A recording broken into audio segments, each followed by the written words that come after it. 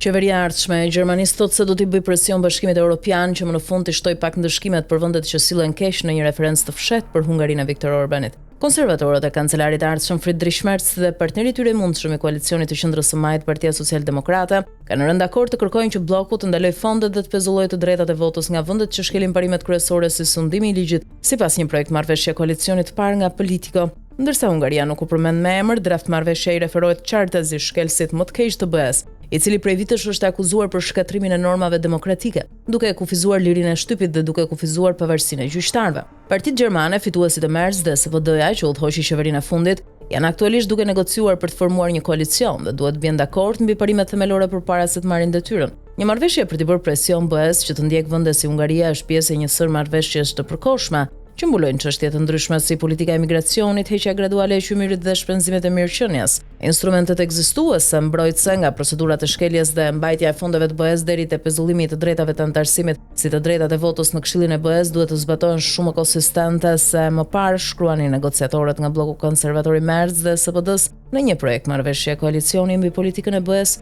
Parlamenti Evropian nisi fazën e parë të procedurës së nenit 7 e njohur gjithashtu si opsioni bërthamor kundër Hungarisë në vitin 2018 për shkelje të rënda të dyshuara të vlerave thelbësore dhe të drejtave themelore të bllokut, por procesi i cili mund të çojë në pezullimin e të drejtave të votimit të Hungarisë ka ngecur për shkak të ndarjeve politike midis vendeve anëtare. Në vitin 2022, Komisioni Evropian vendosi të bllokojë rreth 22 miliardë euro parat gatshme të BE-s të destinuara për Hungarinë mes shqetësimeve për të drejtat e njerëzit dhe pavarësinë e gjyqësorit. Komisioni përfundimisht shkriu më shumë se 10 miliardë euro vitin e kaluar duke shkaktuar një reagim të ashpër. Një tjetër pikë mosmarrveshje midis BE-s dhe qeverisë së Hungarisë ka qenë misja e Orbanit ndaj Moskës me Budapestin, duke përdorur vazhdimisht të drejtën e vetos për të bllokuar sanksionet ndaj oligarkëve dhe shefave ushtarak rus. Për ta anashkaluar këtë të drejtë vetoja, qeveria gjermane e ardhshme dëshiron të mbrojë një zgjerim të votimit të shumicës së cilësuar në Këshillin e BE-s, veçanërisht për disa çështje të politikës së përbashkët të jashtme dhe të sigurisë, siç është vendosja e sanksioneve. Kjo do të mundsonte marrjen e vendimeve pa nevojën e miratimit hungarez.